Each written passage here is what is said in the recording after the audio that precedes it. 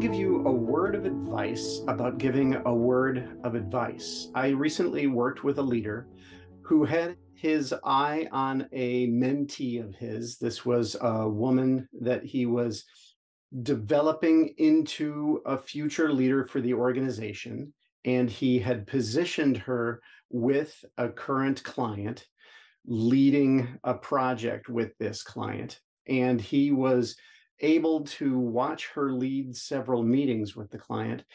And what he saw was her really struggling to lead the conversation in a powerful way. Very often she would lose track of the conversation and lose track of what she herself was saying. Very often she would start sentences over again. She would backtrack. And the way that she was presenting herself, he felt it was diminishing how the client was thinking of her and of their firm in general. So he was feeling a fair amount of pressure for her to step up.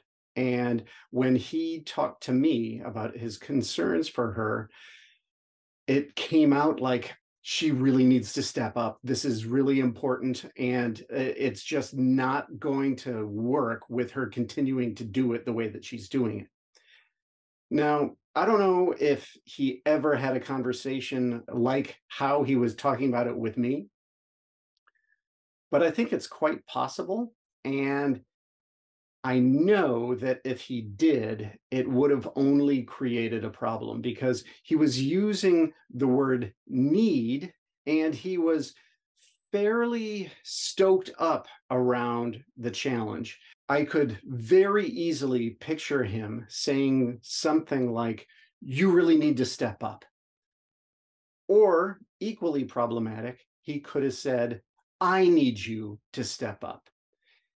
Either way, that kind of language and that kind of intensity creates a certain amount of stress in the person that you're talking to. So I worked with him to find something positive in her leadership presence, and also to make sure that when he talked with her about it, it wasn't like, "You really need to do this," but more like, "There's something I'm spotting in how you're leading these meetings that I think is less than ideal from the perspective of the client. I think they're not following you as much as they could or as well as they could because of how you're speaking to them.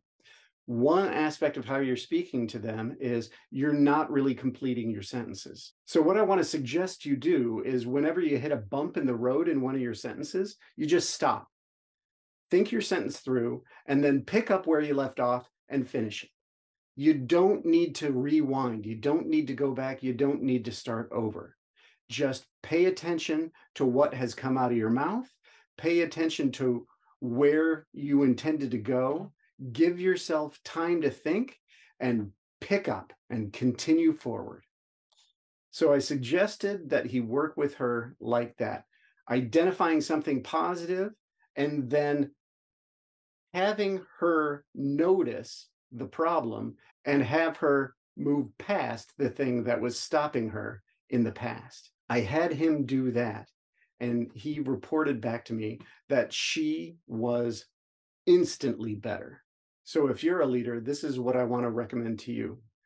See if you can help your mentees find something positive in themselves before you help them identify something that's a problem, and give them something positive to do without that high pressure word need. Don't make them feel like they need to improve. Make them feel like they have an opportunity to improve in order to improve the results that they're looking to create. Give that a shot and let us know what happens.